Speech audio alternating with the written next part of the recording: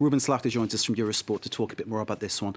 I'm just starting off with Hillsborough. I as a journalist based in Liverpool at the time, interviewed many families who lost people in that crush.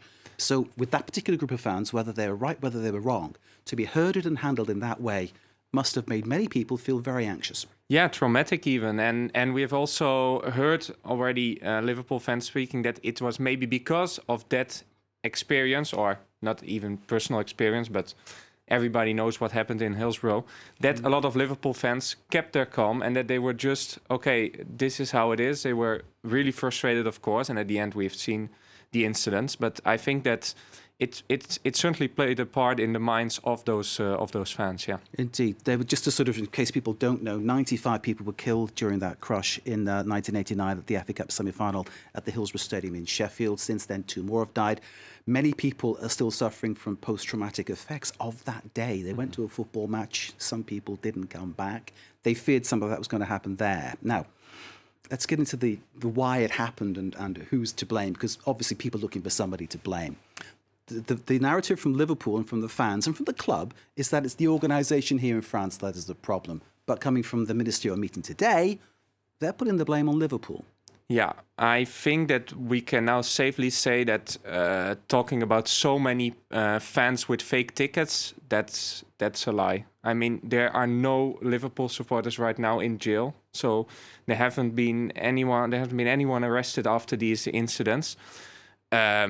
There have been people without tickets, but the main issue for me is I've worked for quite some time at the Stade de France, that there weren't any perimeters around the stadium. That's really strange. I mean, during the Euro 2016, also organized by UEFA, of course, there were 3 perimeters to get through, to get your tickets. Without a ticket, you couldn't pass. And that was all well done. There was no incident whatsoever. Now, before the match, there were already a lot of also local youth who tried to get in, and it was just badly organized. We've seen now so many videos and so many people, journalists from England especially, showing what happened. You cannot blame only the English for that. Of course, there will be fans who went there just trying to get a ticket last minute, but that's not the main reason, that's for sure. When Gerald Darmanin, the Interior Minister, talks about 40,000 fans, and then he says 2 things about them. He says they either turned up without a ticket or they turned up with a forged ticket. He's actually putting 2 things together that are actually 2 separate things, isn't he? Yeah. Because, you know, you've either got a ticket or you haven't, or you've got a forgery or you haven't. Is he trying to sort of like maybe mask what is really happening by putting those 2 things together, do you think? Yeah, well, okay, it's also, you shouldn't forget that we're just before elections in France. Blaming his own police is maybe not what's good right now. Also blaming local youth, okay, they've talked about it, but not that much. They're putting the blame mostly on the Liverpool supporters. So yeah, I think that's also playing a role. At the same time, I think that I really hope that at least UEFA will now really get into a real investigation and not hiding behind the French authorities. What about the policing of football, Ruben? I mean, I've been to games as a supporter and seen French police, I'll say it, misbehave, attack people in an unprovoked way. What about the policing of football?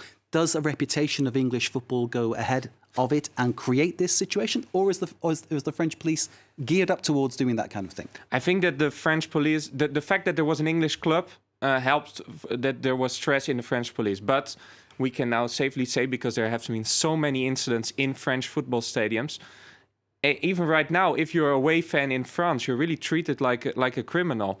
High-risk matches are without visiting fans in France. They don't know how to handle football supporters, and the bad ones they don't know how to handle, but also the good ones. So that's a real issue in this country. If we're then talking about the Rugby World Cup and the Olympics, okay, it will be a little bit different. Rugby public in general is behaving better. Olympics even better, which is just a huge party in general.